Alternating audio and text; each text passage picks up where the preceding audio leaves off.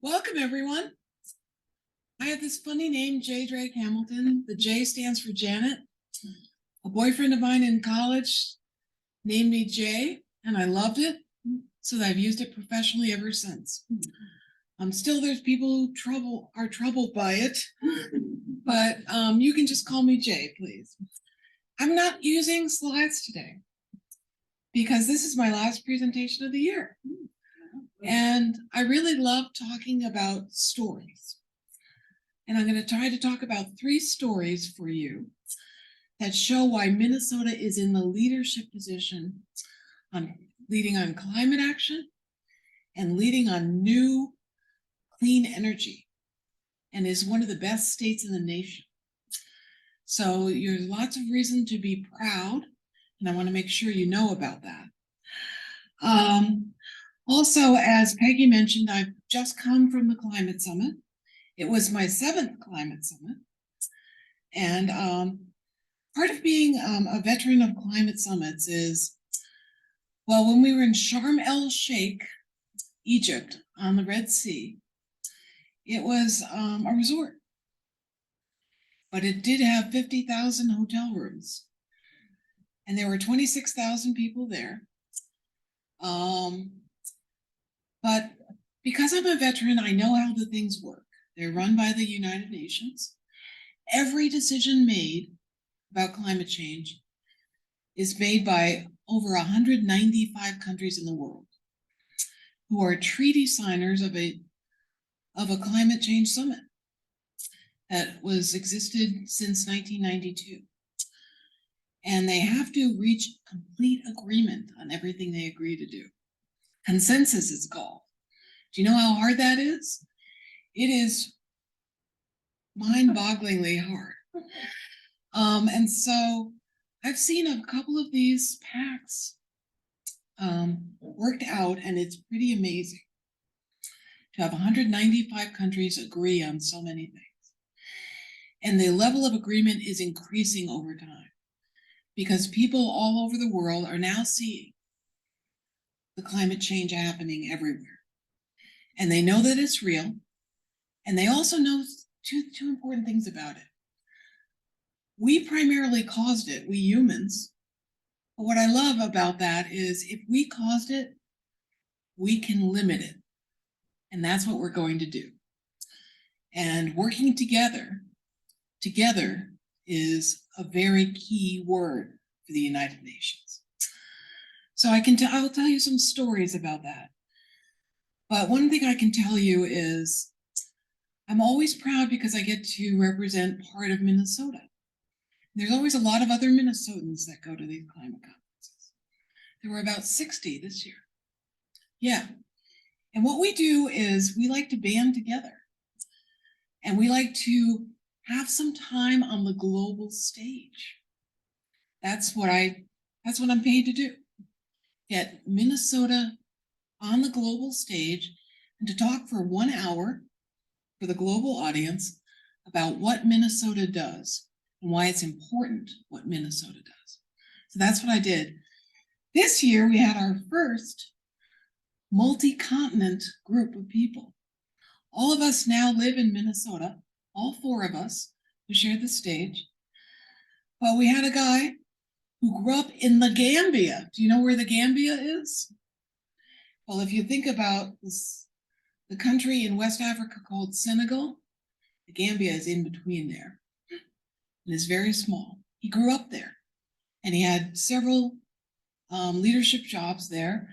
And then he decided when he was ready to go to graduate school, he came to Minnesota, to the University of Minnesota. And he worked with a phenomenal scientist that I know very well at Minnesota. If you've ever met Steve Pulaski, he is the only academic I know who holds a PhD in economics and another one in ecology. The only one. And he's so down to earth, you know? He always wears tan pants and a blue long sleeve shirt. He always dresses the same, but he is very good at explaining what he knows about economics, what he knows about ecology. And he's the guy who the fellow I knew who appeared in Egypt with decided he wanted to study with. And he left his home in the Gambia, came and got a master's degree in economics, and then another one in economics, a PhD, and is now teaching here. And he runs something called the Natural Capital Project.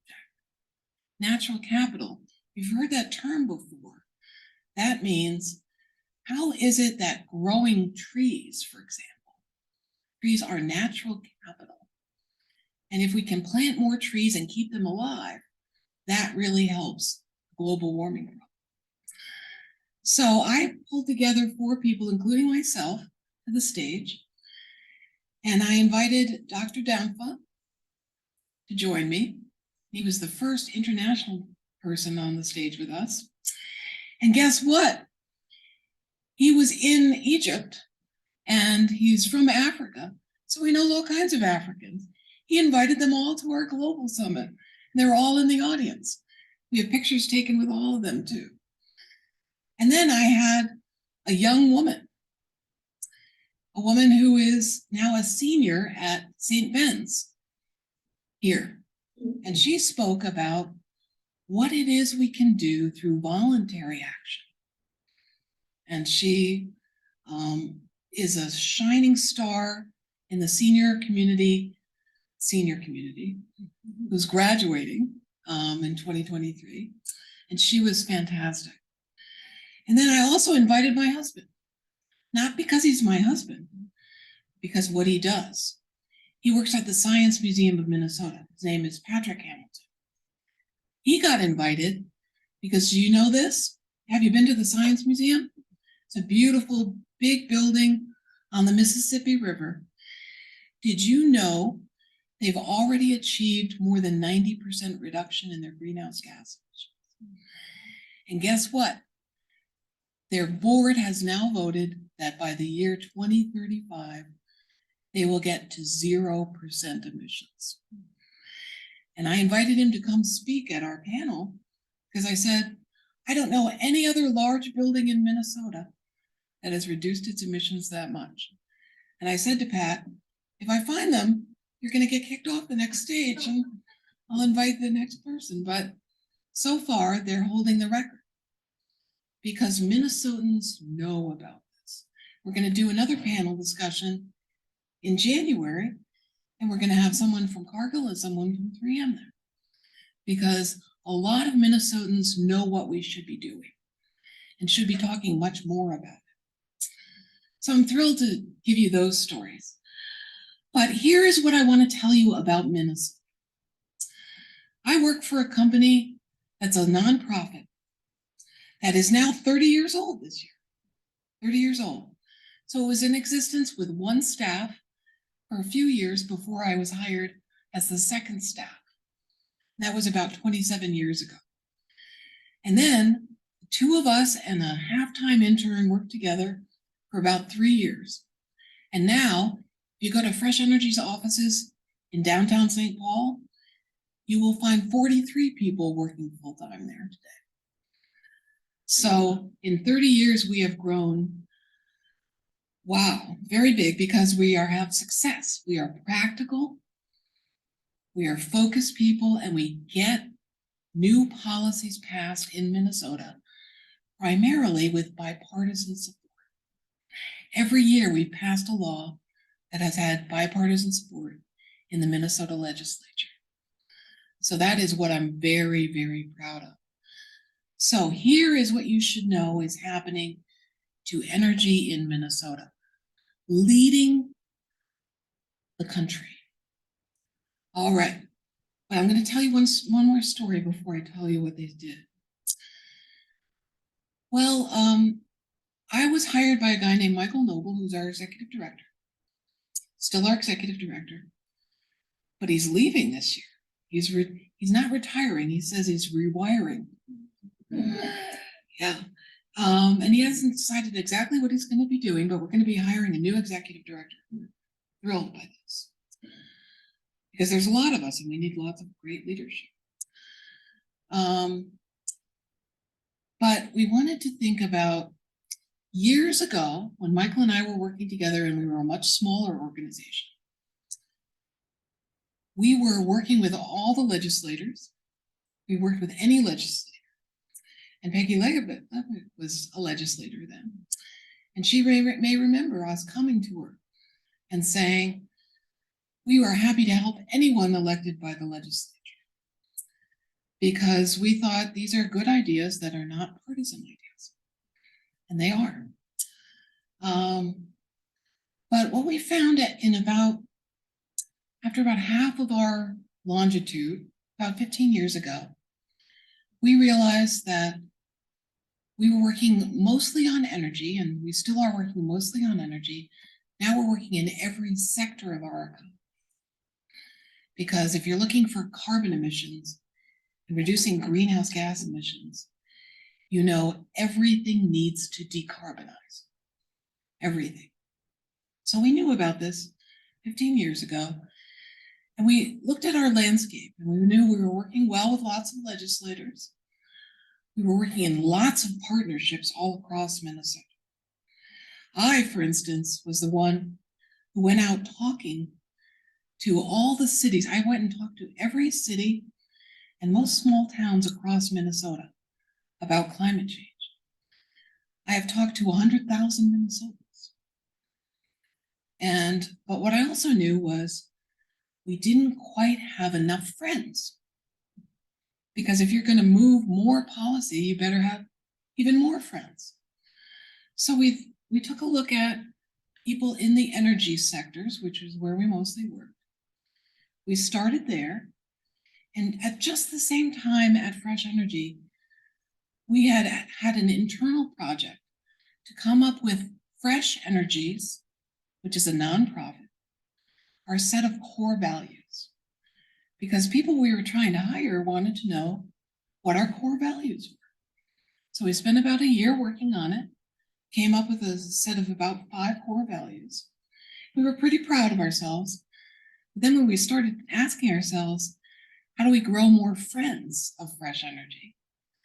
We knew, well, maybe we could use that as a way to open more doors with people. And so who we wanted to open doors with first were the people who run the utility companies in Minnesota. And if you don't know this, you should know that there are over 200 utility companies in Minnesota. Do you have any idea there were so many? So we knew we had a lot of work to do. So what we decided to do is to take our core values and introduce ourselves as people who really were trying to move Minnesota toward 100% clean energy. 100% clean energy by 2040. And we wanted to get there with affordable energy and ultimately very reliable energy. So we know those things were all 3 of them were important to lots of Minnesotans. Clean electricity, affordable electricity, and utterly reliable electricity. So we introduced ourselves as that, and we always introduce ourselves to CEOs from utilities as we are the practical nonprofit organization. We know that not everything is possible today, but we're working toward that. And we want to make sure to keep energy affordable, reliable, and cleaner over time. So what we decided to do was my boss and I went to all the CEOs of every utility. We started with the biggest one, Xcel Energy. Anyone here get their energy from? Yeah, we knew them too. But we approached them all and we said, we would love to get to know you. We would love to take you out to lunch or to breakfast 4 times a year and get to know you. So it was kind of a low bar. And many of those companies we have continued to lunch and breakfast with 4 or many more times a year since then. And the first thing we brought out at the discussion was to tell them about how we did our work and how we made our decisions about what type of things to work toward. And utilities always had a lot of questions for us, and we answered everyone we could. And we also presented to them what our core values are. And then we had them ask questions to us about them. Then we asked them if their utility had its own set of core values. And I think every one of them did. So we asked them to share those with us. And, you know, we came into this open-ended relationship building with the thought, we have core values which we feel strongly about. And if we could find another company, like a utility company, that shares about 50% of the core values that we do, well, 50% is pretty good concordance. We could work with those people. So our aim was to find 50% of agreement in core values. After looking back from many years of these lunches and breakfasts, we realized usually we were finding our core values were 85% in concurrence with utilities. 85%. Now we knew, we went back to the office and talked about this, and we thought, well, if we already agree on 85% of core values, we can start doing projects together right now. Because we are never looking for 100% agreement. Because I grew up in a family, I don't know if you did, but you found that in your own family, there's not even 100% agreement on everything. But if you have 85% agreement on your core values, you probably have a lot of connective tissue that you can rely on. And so that's what we started doing. And one of the first companies we approached was Xcel Energy. Because the guy we were meeting with then, who has since retired, was their CEO. And he agreed with us. And he was even talking when we went to breakfast and lunch with him. We were talking with him, and we knew he was thinking about coming out with a proposal from Xcel Energy that was really mind-boggling. And in fact, the next time I saw him was in May of 2019. And he was announcing his new proposal. And get this, he's not the biggest utility in Minnesota. He provides about half the electricity in the state. He sells electricity in 8 states, all the way from the Mexican border down to the Canadian border. 8 states. So that makes him the 4th largest utility in the country. And here is what he proposed to his regulators in May 2019. He said, Xcel Energy is going to provide to all our customers in Minnesota, by the end of 2050, 100% clean electricity, 0 carbon electricity. And the regulators thought this was pretty good. But then he came back to his regulators 2 weeks later. I was also at that meeting. And he opened his mouth again, and this is what he said.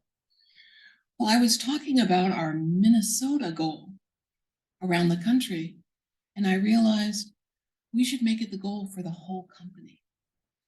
So in the 8 states in which they provide electricity, by 2050, every customer will have access to 100% 0 carbon electricity. And I knew when he made that announcement, he was the first utility company in the country to make that announcement. So we went to the newspapers and the radio stations, and we got in to plug him because we thought that was a really big deal, and it is. And in fact, they have said it all up, I think at least 400 times since then. So they are very serious about this. And it started in Minnesota. And then we did another couple of things with Xcel Energy. Because, you know, we are proactive people working on new policies that are good for the state.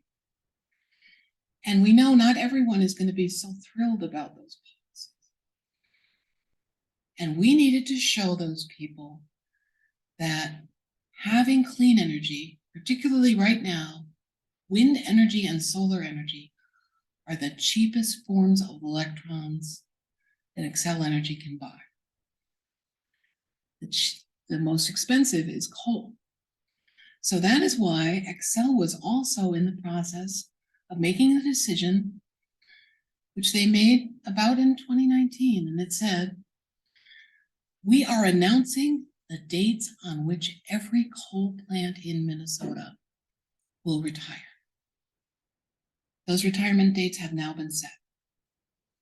That means that I'm able to tell every customer of Xcel Energy, if you did not know that soon you are going to have 0% coal in your mix, you should be proud to tell your kids that, because we're doing it for the kids who are alive today, to make sure that they are not helping cause global warming.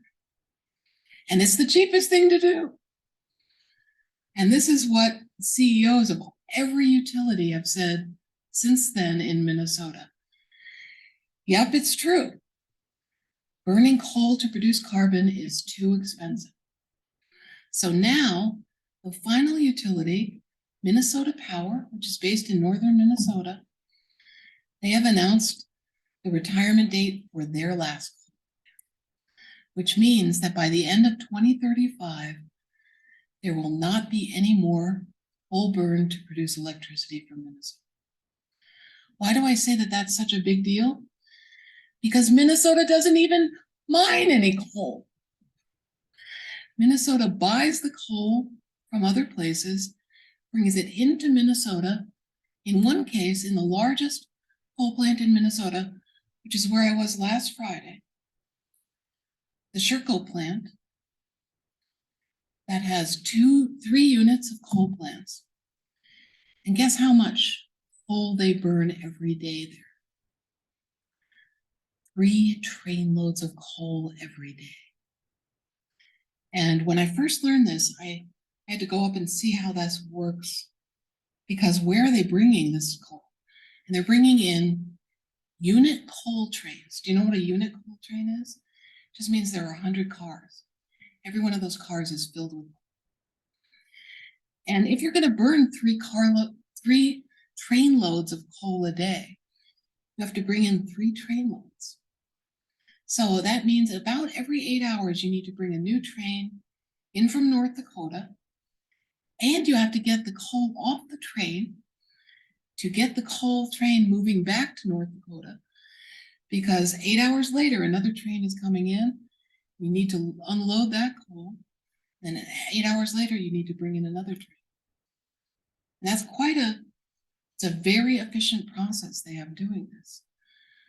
But remember, every train load of coal means lots of carbon pollution. And it does no favors to Minnesota. It does great favors to North Dakota. But when Xcel worked out that it was cheaper for them to produce electricity from wind power and now also from solar power, they decided it's time for us to shut down all our coal plants. So that coal will be gone in 2030. One existing coal plant, Boswell 3 and 4, near Grand Rapids, Minnesota, those will close by the end of 2035.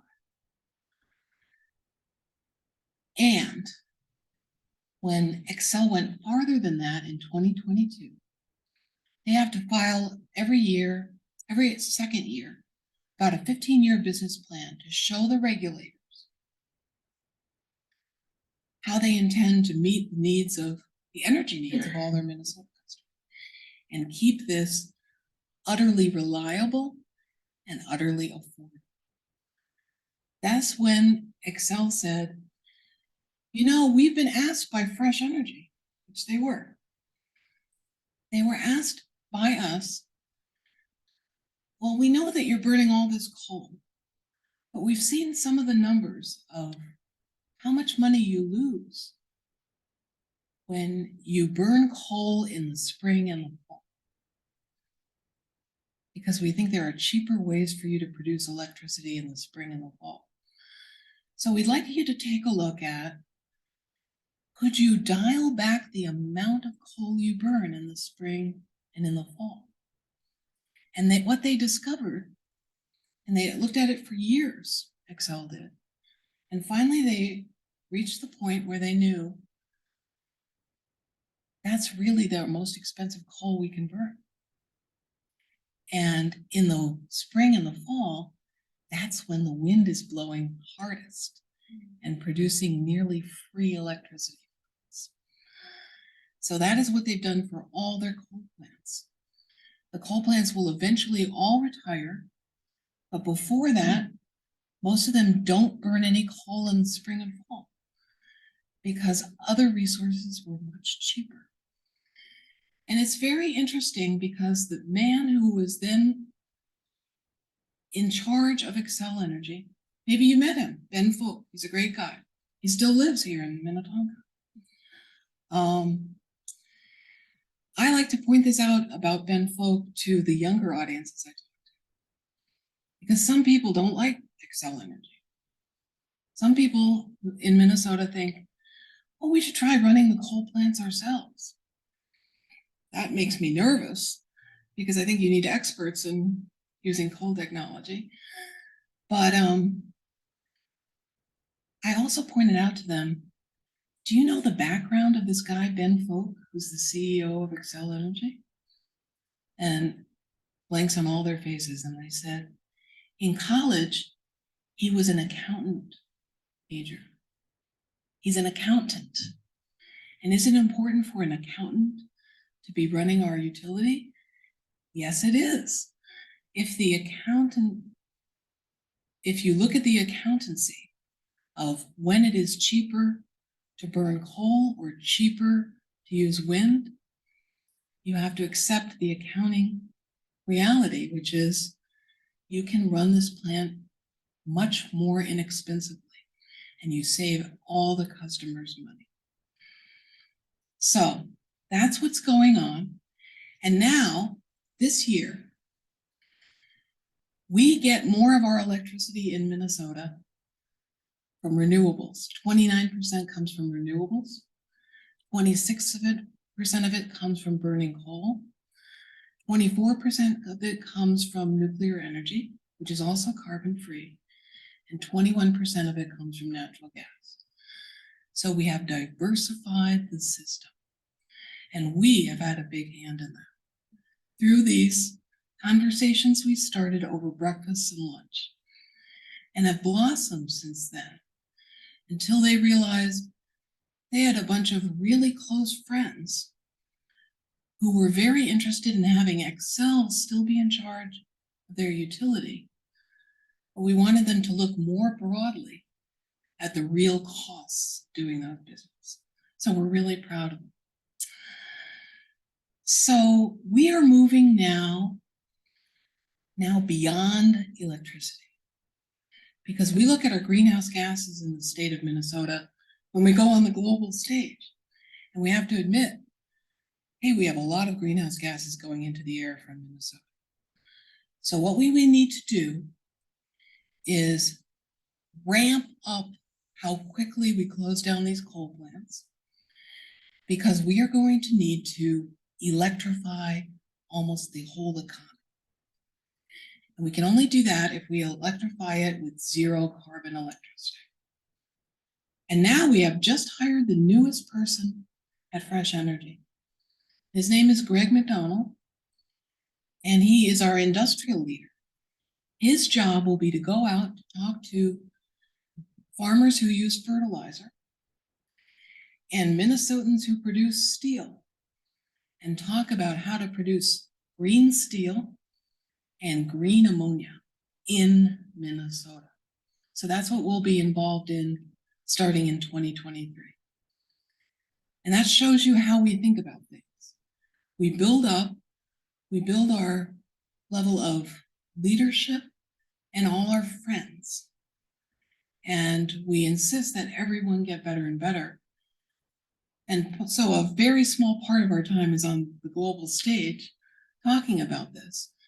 But a lot of the time is talking to other states in the Midwest, about how we've done these things in Minnesota and how they could do similar things in Iowa, in North Dakota, in Michigan, in Illinois. So that's also a lot of what we're doing. So now I'm going to just take, I think I have time for about 2 or 3 questions. Let's see if there are any questions. You first and then you. So does there need to be a fresh energy in Illinois and fresh energy in Iowa, et cetera, et cetera? You know, we get asked that, but that's never been our role to play, because we've worked with other really great nonprofit organizations all over the country. And we're always sharing what we know. And we're also very eager to learn what they know that we don't know yet. And I think a big part of our work is transparency. And it's finding out what really works, and also to let people know what you've tried to do that doesn't work. And that may seem like a little embarrassing, right?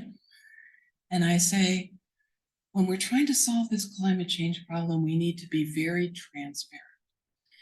And we need to see what companies in Minnesota are showing this.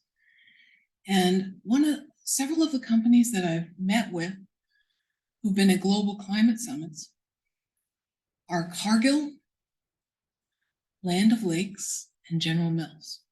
Think what they do, agribusiness. And they all, can you believe it, started out a few years ago.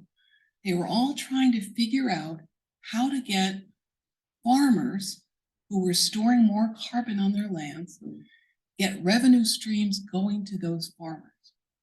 That's not an easy thing, because you need to prove that they're actually storing carbon for a long period of time. You need to make it easy for them to do this, because it can be very expensive. Those 3 big companies are trying it. They've asked me to come along to some of their meetings. They've let me in on some of their meetings because they figured out we need transparency. Even as big a company as Cargill can't do it in themselves. And they also know for sure we're going to pilot lots of things to try to get revenue streams to farmers who are doing the right thing. And some of the pilots we start are not going to work. And that is not a disaster, because that is an opportunity for transparency. Because when Cargill finds out, or General Mills finds out what they've tried to do that doesn't work, they need to tell other people and let go of any embarrassment, because there's no reason that you're trying to do something and you figure out it doesn't work. It helps the other guy and the other woman, because they may be trying this later. And why not let them know, hey, we tried this and it doesn't work. And then they can work on it together and see how to solve that problem. So I really like that. And that's something I've noticed in Minnesota, and I always champion it whenever I get the chance. Because not everyone yet is working together. But I mentioned the guy who's now going to be working with steel in Minnesota, trying to get to green steel. That's a longer term ramp up to that. But we know that that's something we need in Minnesota too. Did you have a question? Hey. Who are your funders? Mm. First question. You apply carbon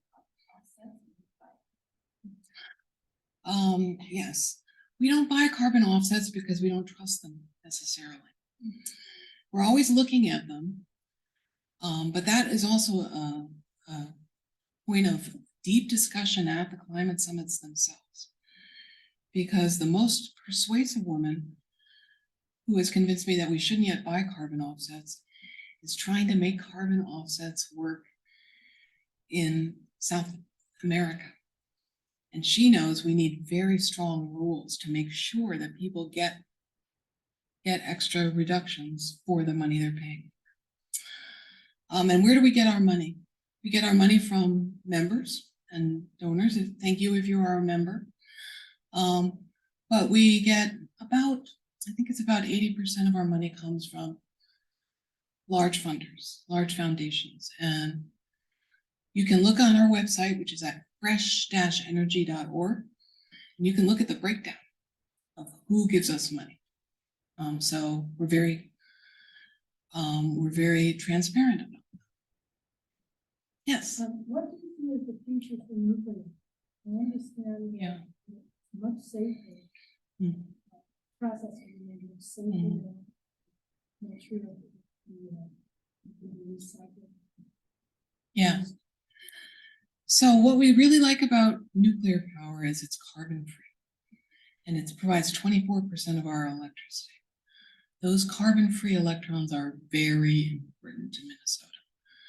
We could not simply close down our coal plants immediately and come up with carbon free electricity that was as inexpensive as this is. But it's important to us that the nuclear plants in Minnesota are very well run. And we've done year-long studies with our board to look at what else can be done with nuclear. And we're very concerned about it. What's interesting is that Xcel is now working with about 5 other utilities who have nuclear exposure, and they've gotten some piloting money from the federal government to look at, well, maybe a nuclear power plant doesn't need to run all the time. And that is what they're finding. It can still make money. And Xcel is now experimenting with using nuclear energy to separate hydrogen from oxygen in water. Use that to catalyze electricity there. And they're trying to see if that could be the winning next source of energy. And they have to prove it out because they know it's going to cost more money than wind or solar. But I'm glad they're trying it. So we think carbon-free electricity is very important for Minnesota. But we're interested in limiting the amount of time that we work on this. So we think most of the nuclear power plants should be allowed to run for about another 10 years before they're retired. And the hope is that we would get other resources coming online that would be even more affordable than nuclear power. But the one thing that's tough is, if you listen to President Biden, what he told the leaders of the world in Egypt, he said, the US is committing to get 50% reduction in emissions by the end of 2030. And he will also tell you there's no way you substitute anything for nuclear power in less than 10 years. It's going to take way longer. So that is another second tranche of work that we need to do. Figure out what is the next form of nuclear, which probably be a very different form than what we have now. Thank you all very much.